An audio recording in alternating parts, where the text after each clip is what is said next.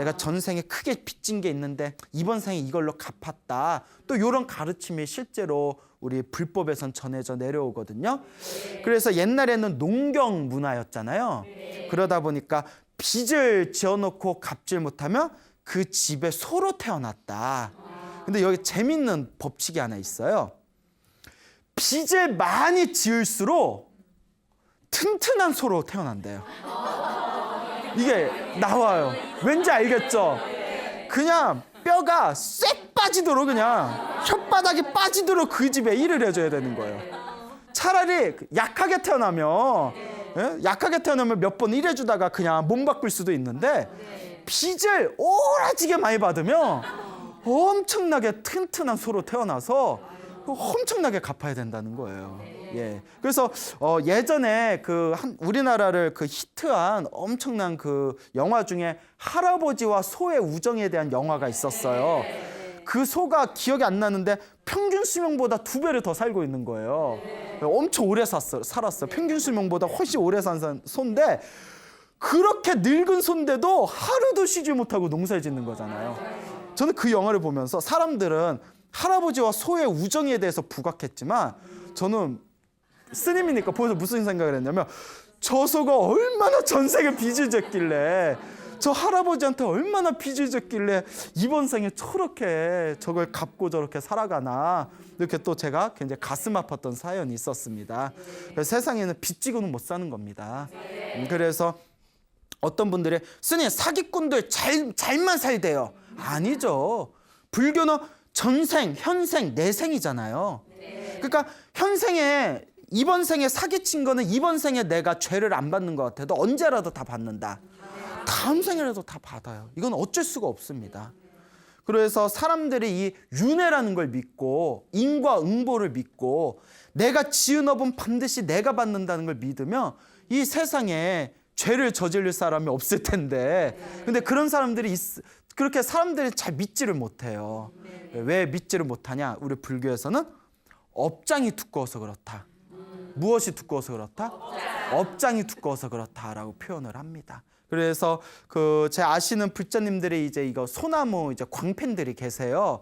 근데 그분들 하시는 말씀이 소나무에서 인과응보 얘기를 하도 듣다 보니까 당신들 이제 장사를 하다 보면 한 번씩 이렇게 거시기 할 때도 있는데 벌 받을까 봐 너무 정직하게 살아야 되니까 좀 장사가 손해볼 때가 있다고. 그래서 제가 그런 말씀을 드렸죠. 너무나 좋은 현상이다. 누가 지키라고 하지 않았는데도 마음에 양심이 찔려서 인과응보가 무서워서 정직하게 장사하는 거는 너무나 좋은 일이다. 지금 사람들한테 사기쳐서 지금 돈을 버는 것은 이번 생에는 그게 이익이라고 느낄지 몰라도 다음 생, 다다음 생 다 갚아야 된다. 차라리 이번 생에 조금 힘들더라도 정직하게 살아가고 복을 지으면서 살아가고 마음을 잘 사용하면서 마음을 잘 닦으면서 살아가면 다음 생에는 더 좋은 몸을 받게 되고 더 행복하게 살 것이다. 이렇게 이제 자주 말씀을 드렸습니다. 여러분, 부처님 가르침의 첫걸음은 인과업보입니다. 내가 지은 업은 반드시 누가 받는다? 내가 받는다라는 것을 필히 명심하셔야 됩니다. 알겠죠? 네. 자, 그래서 이제 또 구렁이하고 얽힌 이야기인데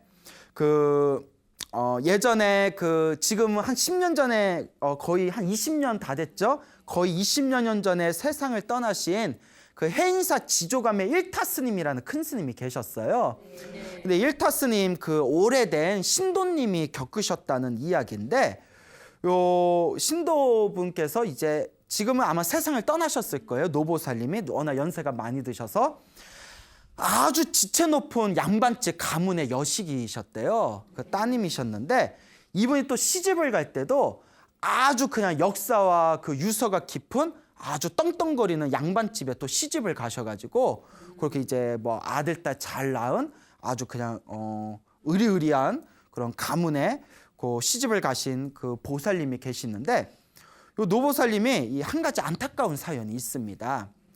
이 노보살님이 시집 가기 전에 어느 날 처녀였을 때 부엌에 이렇게 들어갔대요. 부엌에 들어가서 이렇게 일을 하고 있는데 옛날 양반집이니까 이렇게 부엌도 좀 컸나 봐요. 이렇게 컸나 봐요. 위에서 갑자기 큰 구렁이가 한 마리 뚝 떨어지더래요. 옆에서 이렇게 그러니까 가마솥에 뭐 일하고 있는데 옛날 양만집은 뭐 이렇게 좀 높았나 봐요. 구렁이가 한 마리 지붕에서 이렇게 뚝 옆에 떨어지니까 여기 보살님도 놀라고 구렁이도 놀라고. 그 구렁이도 놀랐으면 어디 도망가야 되는데 그 멀뚱멀뚱 있는 거 있더래요. 난 누구지? 여긴 어디지? 막 이러면서 멀뚱멀뚱 있을까 소리를 꽥 질렀대요. 그러니까 구렁이도 빨리 도망갔어야 되는데 소리를 꽥 지르니까 거기 밖에서 일하시는 아저씨들이 들어오셨대요. 예? 그러니까 이렇게 들어와서 봤고 뭐 큰 구렁이가 있을까? 아유 저놈 봐라, 저놈 봐라. 그 구렁이가 그때서야 상황이 심각함을 알고는 이렇게 이제 장작 사이로 옛날 장작 쌓아놓으면 틈이 있잖아요. 그걸로 막 이렇게 들어가려고 하는데 워낙 그 굵고 등치가 크다 보니까 장작 사이로 잘 못 들어간 거예요. 그 아저씨가 밖에서 아저씨들이 우르르 와서 쇠스랑을 갖고 오더래요. 쇠스랑을. 예? 그걸 찍어가지고 쇠스랑을 턱 찍어서 그걸 가져왔는데 그걸 또 이제 그냥 풀어줬어야 되는데 그걸 또 요리를 해 먹었대요. 이렇게 다다다다닥 해가지고 착착착 해서 이제 요리를 했는데 근데 그 처녀이신 그분도 그걸 드셨나 봐요, 같이. 예, 뭐 글쎄 왜 드셨을까 의문이 가는데 뭐 근데 되게 맛있었대요. 되게 포식을 잘했대요. 막 술 막걸리하고 이렇게 했는데 그런데 좀 물론 그 집에 사정이 있었겠지만 옛 어른들은 집안에 있는 구렁이를 못 건들겠다고 했잖아요. 근데 그런 양반집에 왜 그걸 왜 먹었을까? 뭐 그 이해가 안 돼요. 물론 이게 지어낸 얘기가 아니겠지만 좀 이해가 안 돼요. 제가 이야기를 하면서도 잘 먹었는데 그렇게 새까맣게 잊어버렸대요. 그 아저씨 마을 거기 집안에 있는 사람들이 이렇게 잘 구렁이를 먹고 그리고 이제 몇 개월 이제 지나가고 이제 싹 다 기억을 잃어버리고 그러다가 좋은 집에 이제 시집을 갔답니다. 시집을 가서 이제 그 첫날밤을 보내고 이제 임신을 하게 됐는데 문제가 태몽을 꿨는데 벌써 눈치 빠르시네. 태몽에 뭐가 나왔을까요? 구렁이가 나타난 거예요. 그때 자기가 봤던 부엌에서 뚝 떨어진 구렁이하고 똑같이 생긴 구렁이가 꿈에서 다리를 틀고 자기를 이렇게 쳐다보는 태몽을 꾼 거예요. 꿈을 꾸고. 그러니까 기분이 좀 찝찝하잖아요. 찝찝해도 그냥 뭐 넘어갔대요. 뭐 어쩌겠어요.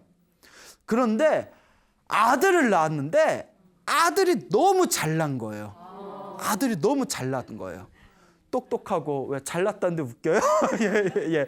아들이 너무 잘나가지고 애가 똑똑하고 착하고 그리고 이제 무럭무럭 자라가지고 눈에 넣어도 안 아픈 거죠, 아들이. 그 우리나라에서 이름만 대면 알만한 우리나라 최고 대학 의대에 들어가게 됩니다. 의대에 딱 들어가서 이제 집안의 자랑이 된 거예요. 그래서 이제 의대도 졸업하고 이 약혼을 했는데 약혼녀도 거기 이제 약사 있잖아요. 예, 약사인 또 약혼녀를 만나서 그러니까 이제 뭐 남편은 이제 의사고 부인은 이제 약사고 뭐 집안이 너무 이제 다 잘 풀리는 거예요. 근데 아들이 조금씩 좀 이상해지더래요. 조금씩 이상해지더니 하루는 그 딸이 있었는데 그러니까 그 아들 여동생이죠. 여동생 둘이 있는데 여동생하고 다투다가 여동생들 뺨 귀싸대기를 막 때려 올리더래요. 평소에 그 점잖은 아들이 엄마가 너무 놀래가지고 야 이놈아 너 미쳤냐 하면서 근데 아들이 막 씩씩거리더래요. 그래서 남편이 짚고 다니는 지팡이로 아들 등짝을 후려갈겼대요. 야 이놈아 너 왜 그러냐 왜 정신 차려하고 후려갈겼는데 아들이 자기를 딱 노려보는데 눈에 막 살기가 번뜩이더래요. 살기가 번뜩번뜩이더래요. 그러니까 아들의 눈이 아니더래요. 야, 너 미쳤냐? 너 왜 그러냐? 할까? 이 아들이 이제 갑자기 친구한테 전화가 온 거예요. 친구한테 전화가 와서 우리 삼각산에 갈 건데 삼각산에 놀러 가서 게 잡아 먹자 뭐 이러더래요. 그래서 이제 그런 일이 있고 아들이 이제 친구들하고 게 잡아 먹는다고 보신탕 먹는다고 삼각산에 가서 뭐 잘 이렇게 보신을 했나 봐요. 그렇게 하고 그때 그 시절에는 그 밤에 통행 금지 그게 있었잖아요. 그러니까 친구들하고 놀다 보니까 너무 늦어서 집에 못 오고 그 세검정이라는 곳에서 세검정 아시죠? 그쪽에 어디 여관에서 이제 통행 금지 시간이니까 아침이 되면 집에 가야 됐다 해가지고 여관에 가서 잠을 잤는데 그때 연탄이 뭐가 잘못됐는지 그날 그 자리에 잠을 자다가 그만 죽어버린 겁니다. 집안이 발칵 뒤집혔잖아요. 발칵 뒤집으니까 난리가 나면서 그러면서 그 노보살님이 이게 어찌 된 건가 하니까 옛날 그 처녀였을 때 그 구렁이 사건이 생각나고 그때 자기 태몽도 그 구렁이었잖아요. 요 녀석이 그러니까 사람에게 복수하는 가장 불교에서 말하는 사람에게 복수하는 가장 잔인한 방법 중에 하나가 자식으로 태어나서 온갖 효도를 하다가 갑자기 획 죽어버리는 거래요. 그게 가장 부모 마음을 찢어놓는 거래잖아요. 그게 불교에서 말하는 원수 갚는 가장 무서운 잔인한 방법 중에 하나래요. 남편의 속을 썩이면 그러려니 하고 나쁜 새끼, 소새끼, 말새끼 뭐 이러려니 하고 그렇잖아요. 뭐 친구가 뒤통수를 치면 나쁜 새끼, 소새끼, 말새끼 이러려니 하는데 사랑하는 자식이 가슴에 몫을 박으면 이거는 나쁜 새끼, 소새끼, 말새끼도 안 나온대요. 피눈물을 흘리게 된답니다. 그래서 요 보살님의 그 일타스님 신도분이 그런 인과의 이야기가 전해져 내려오는 것을 말씀하신 적이 있었다고 합니다. 이런 거 보면 여러분 인과응보가 참 무서워요. 네? 여러분 살면서 구렁이 잡은 적 있어요, 없어요? 없어요? 예. 뱀 잡은 적 있어요, 없어요? 없어요? 그러면 뱀고기 먹어본 적 있어요, 없어요? 그 어디까지 가야 되나? 예? 그 뱀술도 안 드셔보셨어요? 그런데 이제 먹는 거는 업이 좀 약하답니다. 근데 자기가 직접 죽이는 건 살생하는 거잖아요. 그 업이 참 무서워요. 그 어떤 분들이 또 이런 얘기해요. 에이 스님, 제 아시는 분 중에 그거 뱀꾼 계시는데, 뭐 잘만 사시던데 이런 분들은. 근데 여러분 불교는 항상 말씀드리잖아요. 삼세인과라고. 전생에 지은 업을 이번 생에 받고, 이번 생에 지은 걸 다음 생에 받고, 사람들마다 또 이번 생에 지은 걸 이번 생에 받는 경우도 있고, 이번 생에 받건 다음 생에 받건 그런 살생의 업이 무거워지면 언젠가는 그 업을 내가 받을 수밖에 없습니다. 그렇기 때문에 우리 중생들 뱀만을 말하는 게 아닙니다. 뭐 소를 죽였건 개를 죽였건 무언가 내가 살생의 업을 지은 것들이 있다면 반드시 우리 불자들은 내가 지은 이 살생의 업을 녹이기 위해서 반드시 노력하고 반성해야 된다라는 것을 명심하시기 바랍니다. 그래서 우리 불자분들께서는 항상 기도를 하실 때 과거 전생에서부터 제가 알고 지었건 모르고 지었건 살생을 포함하여 내가 지은 모든 업보를 참회합니다라는 마음으로 항상 기도를 하셔야 됩니다. 네, 알겠죠? 예, 그리고 자꾸 이제 살생을 안 하도록 노력을 해야 돼요. 자, 옛날 1800년 전쯤의 이야기입니다. 1800년 전이면 굉장히 먼 시대죠. 1800년 전에 그 스님 중에 안세고라는 스님이 계셨습니다. 안세고 스님. 이 안세고 스님은 원래 그 페르시아 아시죠? 네, 들어는 보셨죠? 네. 그 페르시아, 그 중국에서는 그걸 안식국이라고 불렀대요. 안식국. 그 안식국의 왕자였다고 합니다. 왕자였는데 태어날 때부터 천재였대요. 태어날 때부터 천재였기 때문에 이 왕자였을 때 어렸을 때부터 열심히 온갖 학문을 익혔는데 당대 천재이고 총명하다 보니까 세상의 수많은 학문들을 섭렵하면서 이 세상의 무상함을 느끼게 됩니다. 이 세상의 모든 학문을 내가 연구했지만 세상에서 가장 위대한 가르침은 부처님의 가르침이구나 라는 걸 느끼게 되었을 때 어느 날 이제 아버지께서 세상을 떠나십니다. 부왕이 세상을 떠나게 되니까 왕위가 누구한테 내려왔을까요? 아들인 이 안세고에게 내려왔을 때 자기는 이제 출가의 마음을 먹습니다. 그래서 이 왕위를 숙부, 자기 작은 아버지죠. 숙부에게 이제 왕위를 대신 전달하고 자기는 머리를 깎고 출가하게 됩니다. 나는 이제 도를 닦겠다. 이제 머리를 깎고 출가를 하셨을 때 이분께서 이제 중국하고 인연이 있었나 봐요. 그래서 중국의 불법을 전해야 되겠다 해서 이제 중국으로 넘어오게 되었는데 어느 날 이분이 중국에서 널리 불법을 펼치고 있을 때 같이 있던 주변 사람들에게 내 전생의 도반을 제도하려 내가 길을 떠나야겠다 이런 이야기를 합니다. 내 전생의 도반을 제도하기 위해서 길을 떠나야겠다. 그리고 이제 길을 떠나서 배를 타고 어디 호수를 가게 됩니다. 공정호라는 호수가 있었나 봐요. 공정호라는 호수를 지나게 됐는데 공정호라는 호수에 사당이 있었답니다. 그 사당, 신을 모셔놓은 신령님을 모셔놓은 사당이 있었는데 이 사당이 굉장히 영험이 높기로 유명했대요.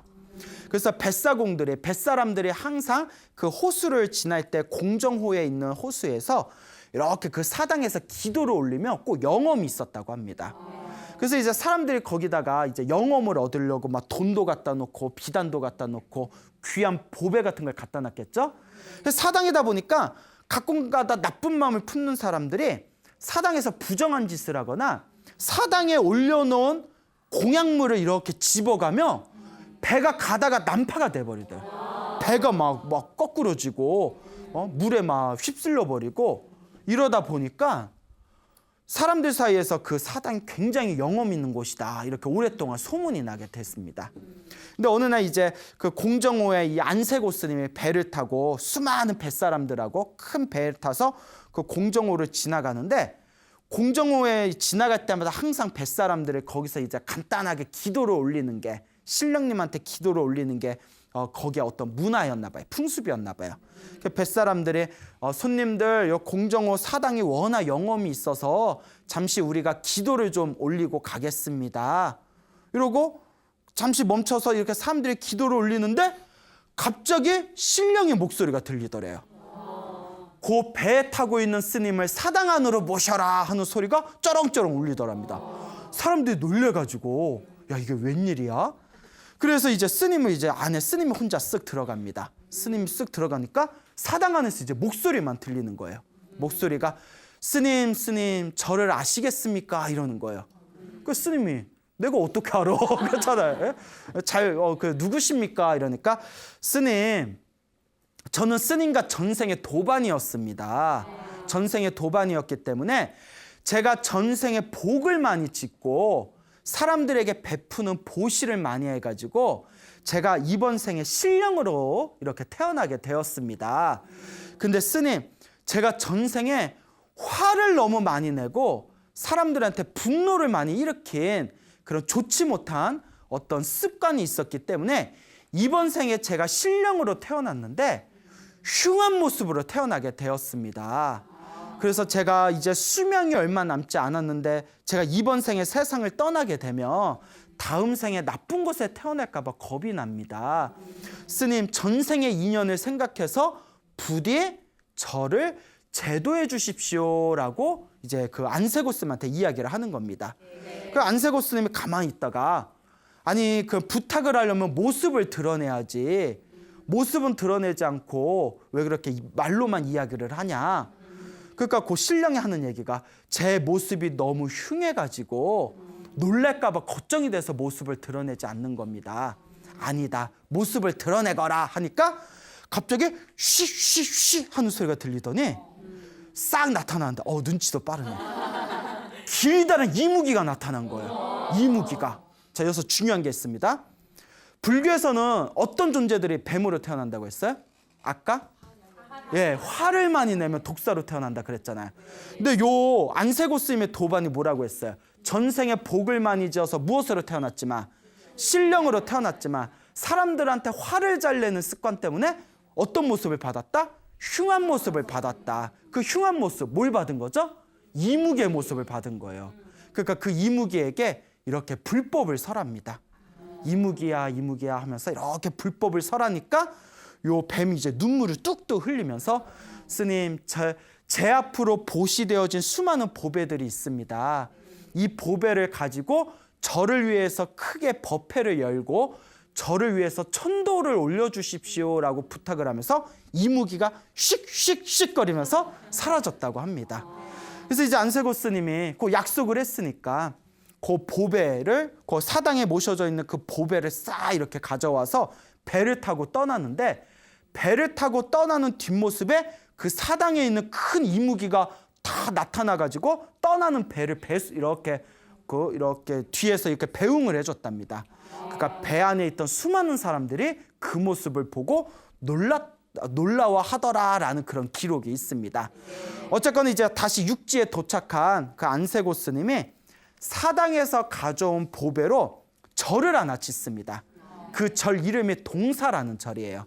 동력동자라는 동사라는 절을 지어서 그 절에서 큰 법회를 열고 그 이무기를 위해서 큰 천도제를 올렸다고 합니다. 그렇게 몇 개월이 지난 뒤에 어느 호수에 이상한 짐승을 발견하게 되었다고 합니다. 그래서 사람들이 가까이 와서 그 짐승을 봤더니 머리부터 꼬리까지 그 길이를 헤아릴 수 없을 정도로 긴 이무기가 한 마리 죽어서 호수물에 떠내려와서 그렇게 이제 계곡에서 죽어 있는 모습을 발견하게 되었다라는 이야기를 안세고 스님이 딱 듣고는 전생에 도반이었던 그 이무기가 흉한 몸을 벗고 좋은 곳에 태어났다라고 한 안세고 스님이 이무기를 천도한 이야기가 우리 불교설에 전해지고 있습니다. 그러니까 여러분들, 우리 불자들이 가지고 있는 번뇌 중에 탐욕과 성냄과 어리석음의 세 가지 독이 가장 무섭다고 합니다. 근데 우리 주변에 보면 많은 불자분들 중에서 열심히 기도하고 복은 짓는데 좀 화를 잘 내는 분들이 더러더러 있어요. 근데 금방 이야기를 했지만 안세고 스님의 도반도 전생에 복은 많이 졌지만 화를 많이 낸 그 악업에 의해서 신령으로 태어났지만 이무기의 몸을 받았다라는 내용이 있지 않습니까? 그러니까 우리 불자님들, 복을 짓고 기도를 하고 열심히 수행을 하면서 무엇보다 중요한 거는 이 마음에 화를 내는 거, 화를 잘 내는 분이 있다면 이 화를 내고 분노를 일으키는 자신의 나쁜 악한 습관을 이렇게 마음을 잘 다스려야 된다라는 것도 필히 명심하시길 바랍니다. 자, 그래서 오늘 그 소나무 팬이라는 아이가 그 보내준 그 편지 때문에 그 이무기, 꿈에서 이무기, 작은 할머니가 이무기가 되신 것 같다, 그걸 보고 제가 오늘은 구령이와 이무기에 대한 주제를 가지고 인과응보법에 대해서 말씀드렸습니다. 여러분, 항상 말씀드리지만 내가 지은 업은 반드시 내가 받습니다.